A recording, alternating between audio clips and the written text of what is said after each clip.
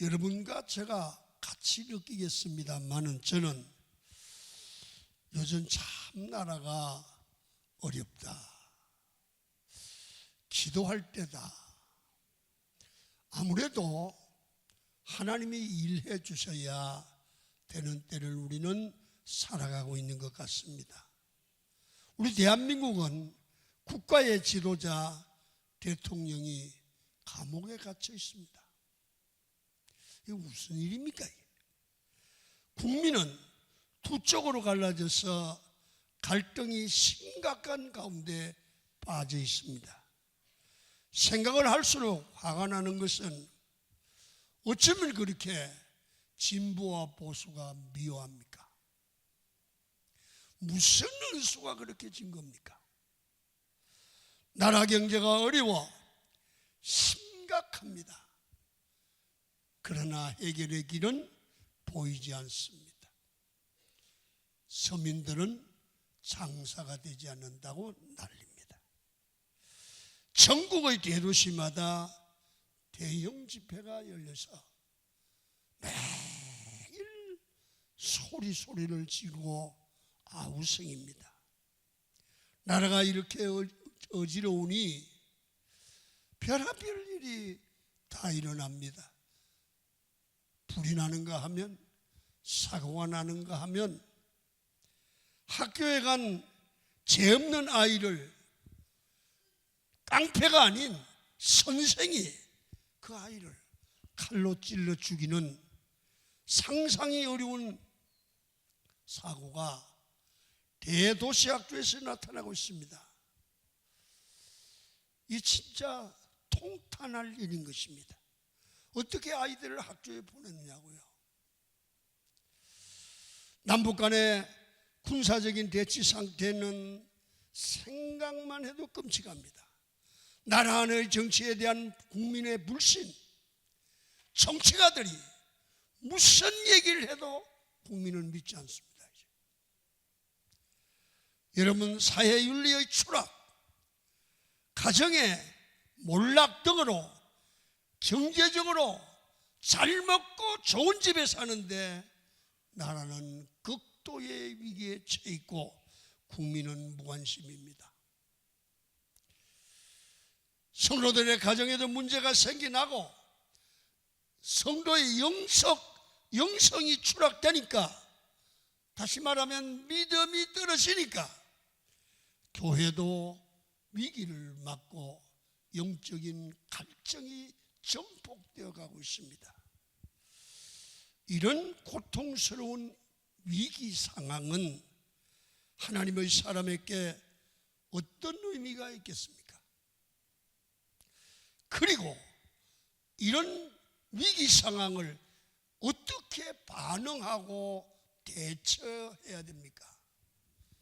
우리 국민은 상당히 공부를 많이 한, 요즘은 여러분 80% 이상이 고등학교 졸업하고 대학을 갔습니다. 웬만한 사람은 대학을 다 졸업했습니다. 다시 말하면 국민의 지식 수준이 높아졌다는 얘기죠. 그런데 왜 나라는 이런 흐름을 탈까요? 무슨 의미가 있는 걸까요?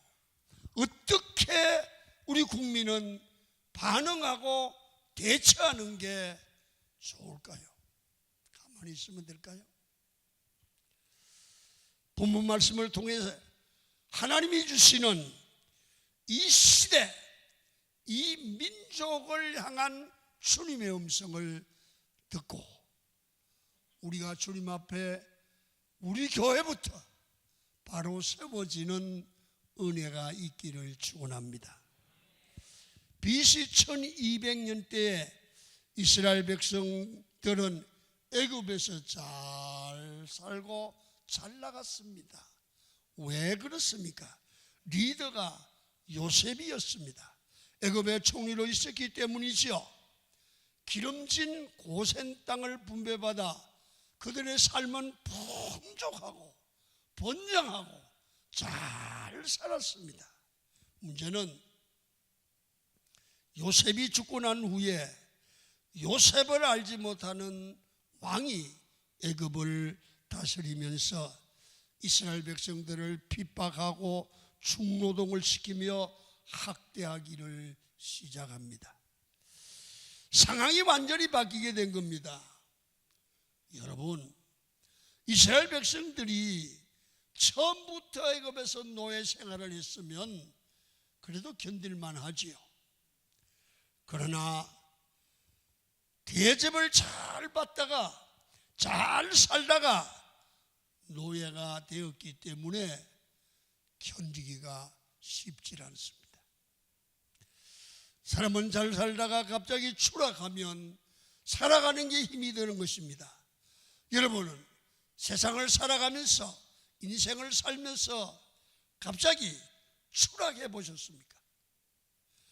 부자였다가 갑자기 가난하게 되는 추락, 건강하다가 병들어서 삶의 소망을 잃은 추락, 살맛이 없는 추락 경험을 해보셨습니까?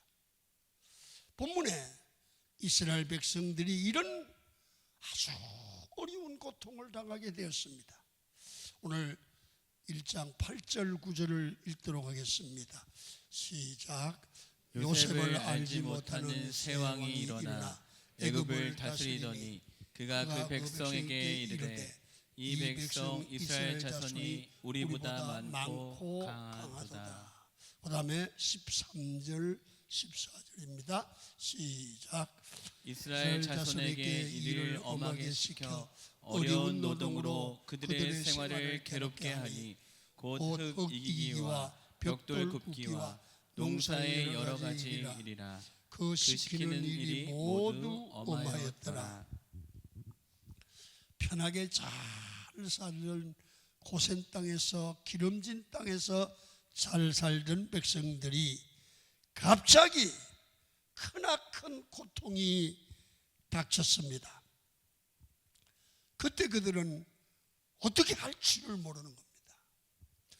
이럴 때는 어떻게 하는지, 이 고통이 왜 닥쳤는지, 이때는 어떻게 대처해야 되는지를 몰랐습니다. 여러분, 하나님께서 이스라엘 백성은 주의 백성이잖아요. 왜 잘 살게 하다가 갑자기 이렇게 큰 환난이 닥치게 했을까요?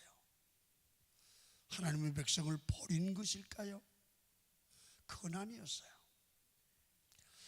오늘 이 하나님의 백성에게 고통을 주시는 데는 반드시 하나님의 뜻이 있고 섭리가 있는 겁니다.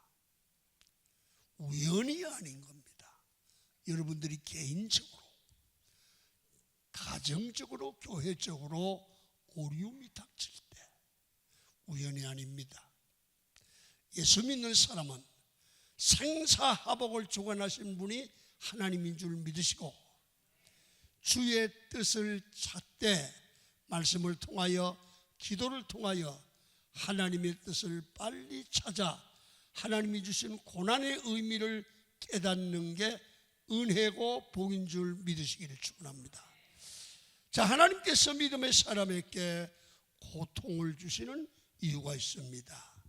첫째로, 하나님의 사람의 삶에 오는 고난과 고통에는 하나님의 뜻, 하나님의 부르심, 하나님의 소명이 있다는 겁니다.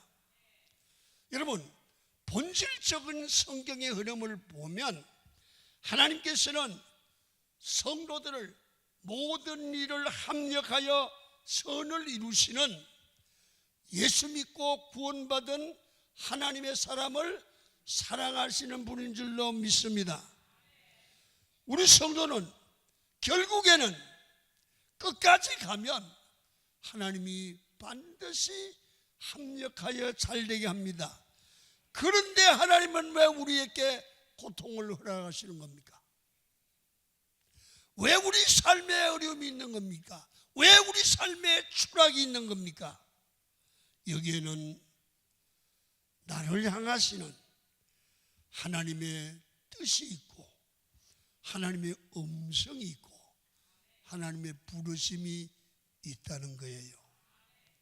그래서 인생에서 마음대로 안 되고 현실이 불만족스럽고 고통스러울 때 우리는 큰일 났네 그러시면 안 되고요.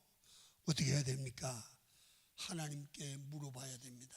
주님, 기도로 왜 이렇게 어렵습니까? 왜 이렇게 안 되고 고통스럽습니까? 기도해 보시기를 바랍니다. 그때 고난을 통해서 내게 말씀하시는 하나님의 뜻을 발견하시기를 바랍니다. 가난과 실패, 질병과 고통의 문제로 마음과 육체가 많이 아플 때 하나님의 뜻을 구하면 하나님은 주의 뜻을, 나를 향한 뜻을 알게 하실 줄 믿습니다. 여러분, 당시 애굽에서 노예로 살고 있던 그 백성들이 사는 게 편안하니까 430년 동안 거기서 편안하게 살아가는 거예요. 그런데 하나님의 뜻은 이스라엘 백성들이 애굽에서 영원히 등 뜨시고 배부르게 사는 게 하나님의 뜻이 아니에요. 하나님의 백성은 가나안에 들어가서 가나안에서 하나님 나라의 백성들이 살아갈 나라를 이루어야 되는 거예요. 당시 이스라엘 백성들이 그냥 주저앉아 있을 때 하나님이 고난을 주는 거예요. 고난을 주는 거예요. 그때 고난이 왔을 때 고난을 당하지 않다가 고난을 당하니까 얼마나 고통스러워요. 그러니까 주여 주여 하나님께 기도하다가 그들이 어떻게 가야 될지 어떤 길을 가야 되는데 앞으로 갈 길을 하나님이 여시는 것을 발견했습니다. 만약에 이스라엘 백성들이 계속 잘 살고 풍족했으면 430년이나 살았던 고향 같은 애굽을 왜 떠나겠습니까? 그런데 하나님의 약속을 붙들고 애굽을 떠난 이유가 무엇입니까? 애굽에서 심한 고통이 있었기 때문에 하나님께 부르짖게 되었고 애굽을 떠나게 된 거예요. 이게 섭리가 있다는 거죠. 자, 오늘 1장 11절 봅니다. 시작. 감독들을 그들 위에 세우고 그들에게 무거운 짐을 지어 괴롭게 하여 그들에게 바로를 위하여 국고성 비돔과 람셋을 건축하게 하니라. 고통이 너무 힘드는 겁니다. 그래서 이 고통이 애굽에서 주저앉아 살고 있는 하나님의 백성을 밀어내는 힘이 됐어요. 고통이 있었기 때문에 가야 되겠다고 생각한 거예요. 여기 떠나야 되겠다는 거예요. 자, 12절 또 봅니다. 시작. 그런데 학대를 받을수록 더욱 번성하여 퍼져나가니 애굽 사람이 이스라엘 자손으로 말미암아 근심하여.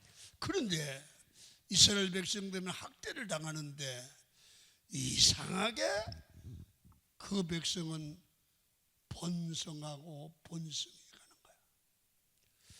우리 인생에서도 살아가다 보면 특히 예수 믿는 사람들이 신앙생활 하다 보면 이해가 안 되고 해석이 안 될 때가 있습니다. 고난이 오고 어려우면 삶이 무너져야 하는데 여러분, 고통을 당하는데 마음은 기쁜 거야. 기도는 더 잘 되고 영혼이 살아나고 영적으로 맑아지는 사람이 있습니다.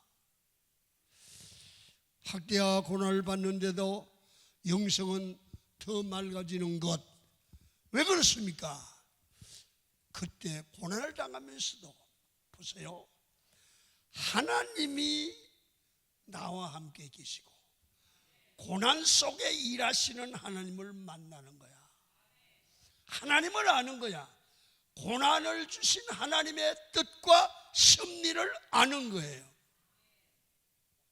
이게 예수 믿는 사람들이 다름이에요. 다름. 만약에 바로 왕이 친절했으면 이스라엘 백성이 애굽에서 왜 나오는 겁니까? 당연히 안 나오지요. 그런데 바로 왕이 핍박하기 시작합니다. 벽돌을 만드는데 지푸라기를 주지 않고 원하는 수만큼 만들라는 겁니다. 못 만들면 매를 맞는 겁니다.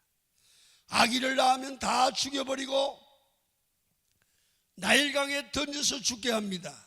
먹을 것도 주지 않는 학대는 엄청난 핍박이었습니다. 도저히 살 수 없어서 하나님의 백성들이 애굽을 떠나야 되겠다고 결정을 하게 되죠. 하나님께서는 고통 속에서 기도하면 분명히 음성을 들려주시고 하나님의 백성의 기도에 응답을 주실 줄 믿습니다. 지금 있는 자리, 안주하는 자리, 죄의 자리를 이제는 떠나라는 겁니다.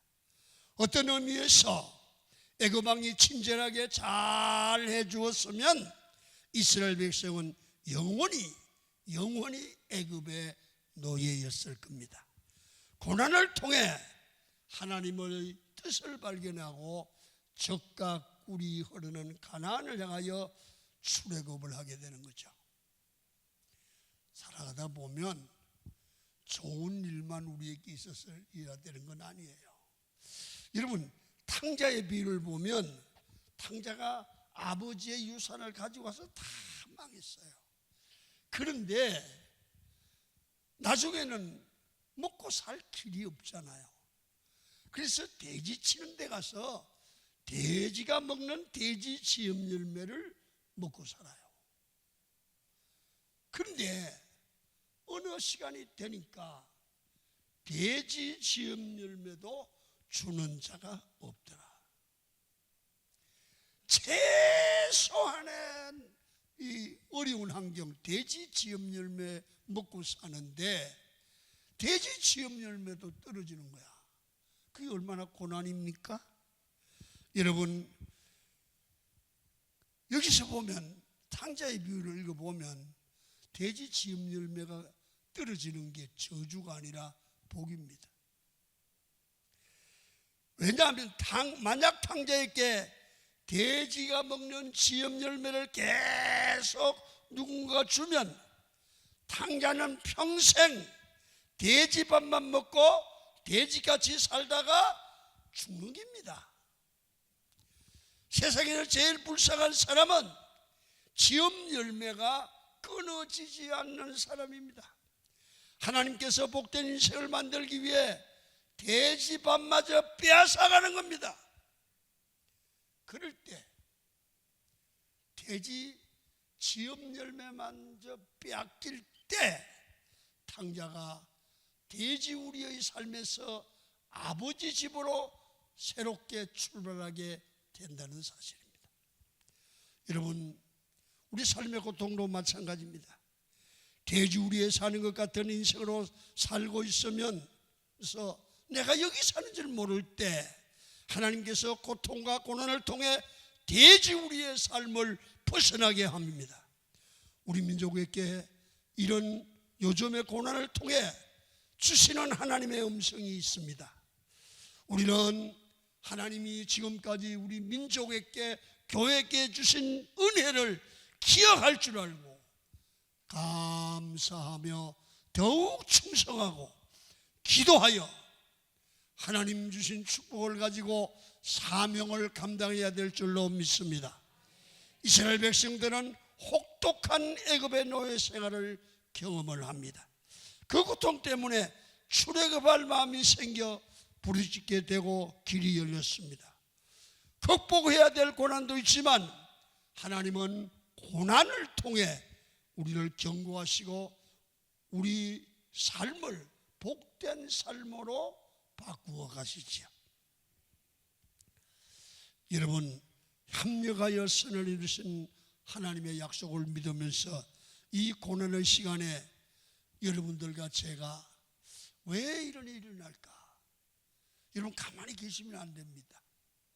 새벽에 나오시고 골방에 앉으셔서 하나님이 나라와 민족과 갈등 속에 하나님의 어떤 뜻이 있는지를 기도하면서 찾아내는 영적인 그리스도인이 되기를 축원합니다. 두 번째로, 그래서 성도는 우리에게 오는 고난을, 고통을 낙심하고 좌절하는 기회로 삼지 마시고, 여러분 고통이 올 때는 성도는 무조건 하나님께 기도하면 된다는 사실을 믿으시기를 축원합니다. 하나님은 고난을 통해서 우리 성도를 무조건 기도하게 만드는 겁니다. 이스라엘 백성들이 중노동만 하고 고생만 하는 게 아닙니다. 어떻게 했습니까? 고통 중에 부르짖어 기도하기 시작했습니다. 고통 때문에 기도했습니다. 어려움 때문에 기도하기 시작했고 그 결과 응답을 받습니다. 오늘날도 사람이 살다 보면 마음에 안 드는 일 많죠. 고통도 당하고 억울한 일도 당하고 아픔도 당하고, 그러면 원망하고 싸우고, 여러분 그렇게 하면 점점 고통이 오래갑니다. 그럴 때 기도하시기를 축원합니다. 하나님께 기도하면 하나님이 답을 이으시는 줄로 믿습니다. 자, 출애굽기 오늘 3장 7절을 읽도록 하겠습니다. 시작.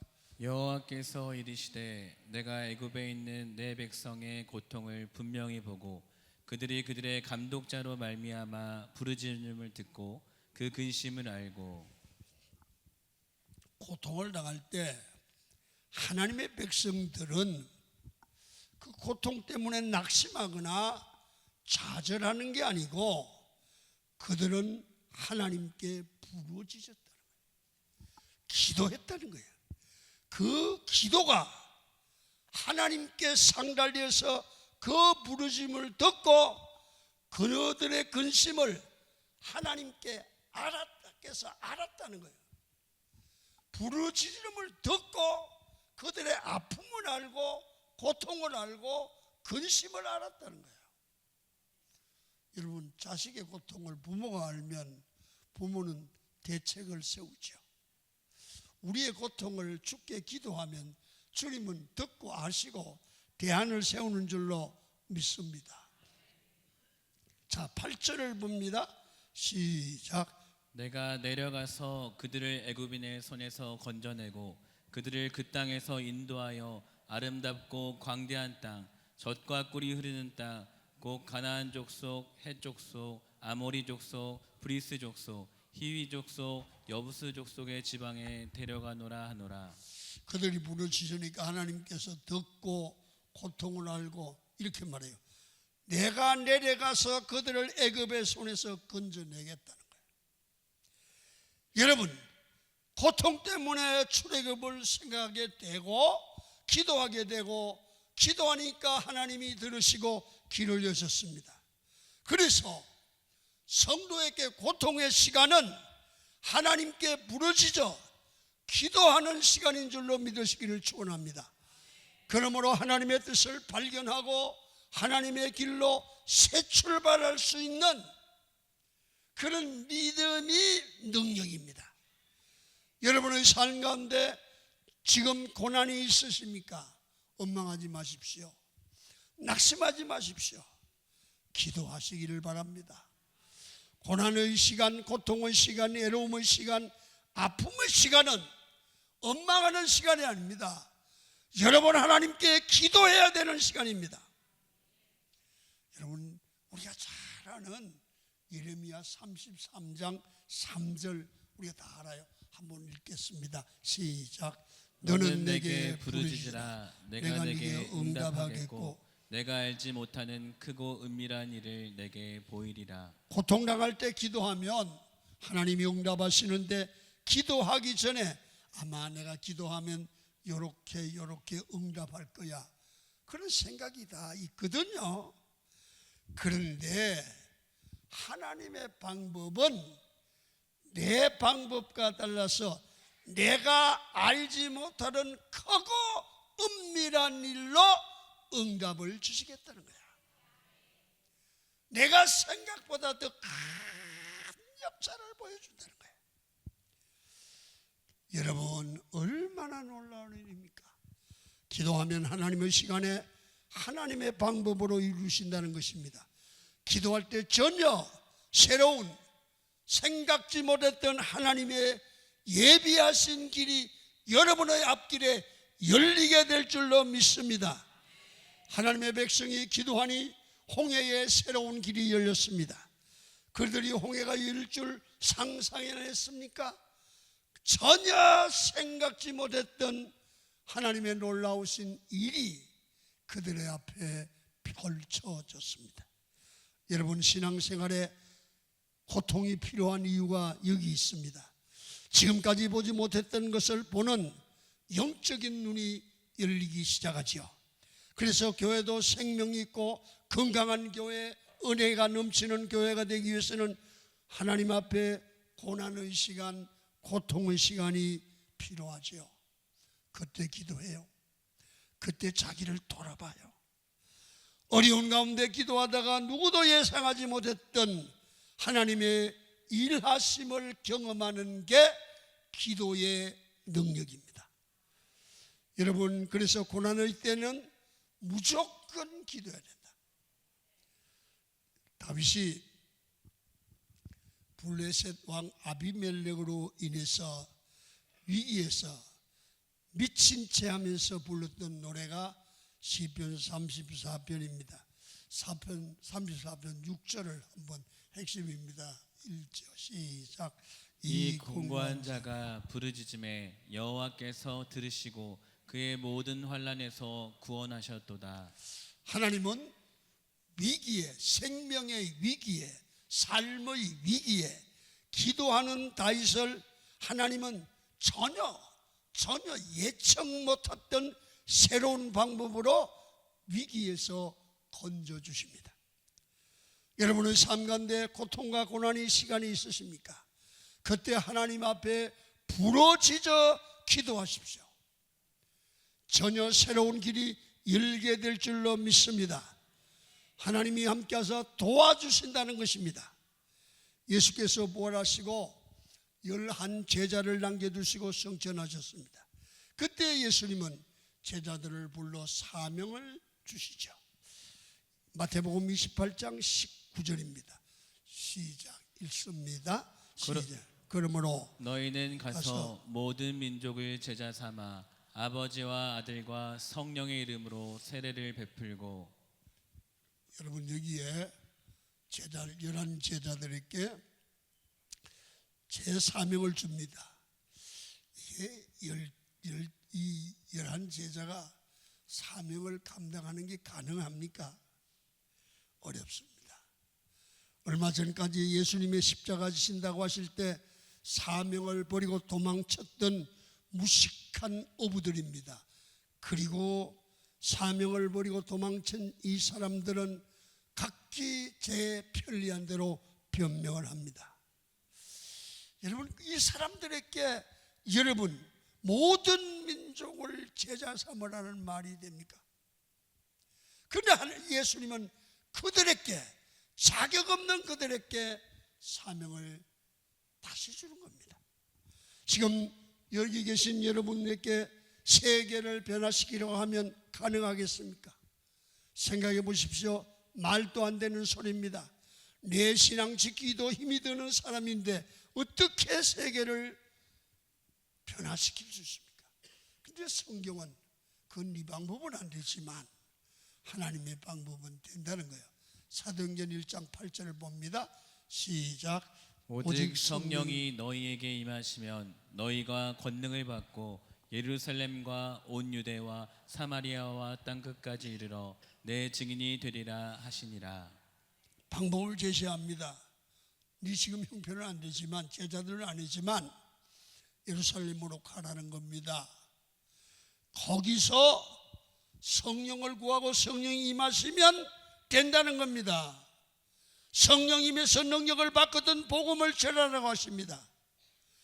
여러분, 그런데 실제로 나중에 예루살렘에 가서 복음을 전하고 땅끝까지 복음을 전하고 순교하는 제자들의 위대한 힘을 보십시오. 이렇게 불가능한 일을 가능케 만드는 것이 기도의 능력인 줄로 믿습니다.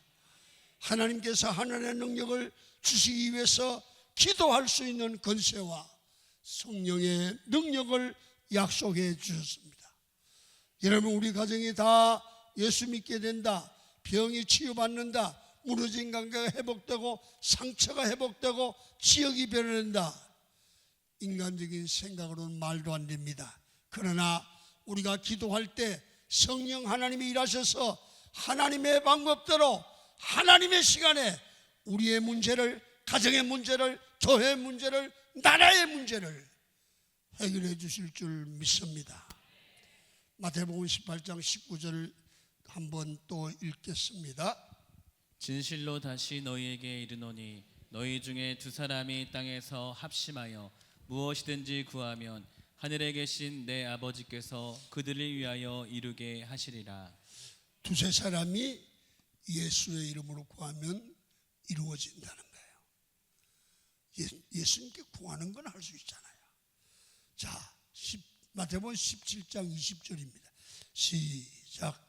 너희 믿음이 작은 까닭이니라. 진실로 너희에게 이르노니 만일 너희에게 믿음이 겨자씨 하나만큼만 있어도 이 산을 명하여 여기서 저리로 옮겨질라 하면 옮겨질 것이요 또 너희가 못할 것이 없으리라. 잘 들으세요. 주님은 기도의 능력을 가르쳐주고 있습니다. 여러분, 예수님께서 초라했던 11명의 제자들에게 인간의 능력을 뛰어넘는 사명을 감당케 하신 이유는 기도의 능력을 주셨기 때문입니다. 여러분들도 오늘 이 나라의 문제와 가정의 문제를 해결할 수 있는 사람이 될 수 있습니다. 기도의 능력을 받으시기를 축원합니다. 바울은 이렇게 말합니다. 빌립보 4장 6절 시작. 아무것도 염려하지 말고 다만 모든 일에 기도와 간구로 너희 구할 것을 감사함으로 하나님께 아뢰라. 너희가 기도하면 하나님이 응답하시고 일을 해주신다는 거예요. 나는 무능해도 하나님이 일해 주시면 될 줄로 믿습니다. 야고보 사도는 4장 2절에 이렇게 말해요. 시작. 너희 욕심을 내어도 얻지 못하여 살인하며 시기하여도 능히 취하지 못함으로 다투고 싸우는도다. 너희가 얻지 못함은 구하지 아니하기 때문이요. 여러분, 기도하지 않아서 우리 삶에 능력이 없다는 겁니다. 내가 기도하면 하나님이 나를 위해 일을 대신해 주시는 것입니다. 하나님이 일해 주시면 세상에 감당치 못하는 능력의 사람이 되는 것입니다. 그래서 기도하는 한 사람이 교회를 살리고 가정을 살리고 나라를 살린다는 겁니다. 다윗과 골리앗의 싸움이 우리 삶에도 가능한 이유가 무엇입니까? 기도로 능력을 구할 때 하나님이 내 편 되시면 다윗 같은 부족한 나도 골리앗을 이길 수 있는 줄 믿으시면 아멘. 그때 애굽도 무너지게 될 것이고 바벨론의 강력한 힘도 무너지고 강한 사탄의 역사도 기도할 때 물러갈 줄로 믿습니다. 여러분, 내 가족, 남편과 자녀를 위해서 기도할 때 변화가 일어납니다. 심각한 정치 문제, 교회와 사회 혼란, 악한 영들의 역사, 남녀 남북의 갈등 문제도 하나님께 우리가 기도하면 해결될 줄 믿으시면 아멘. 부족해도 하나님이 사용하는 것은 기도의 능력입니다.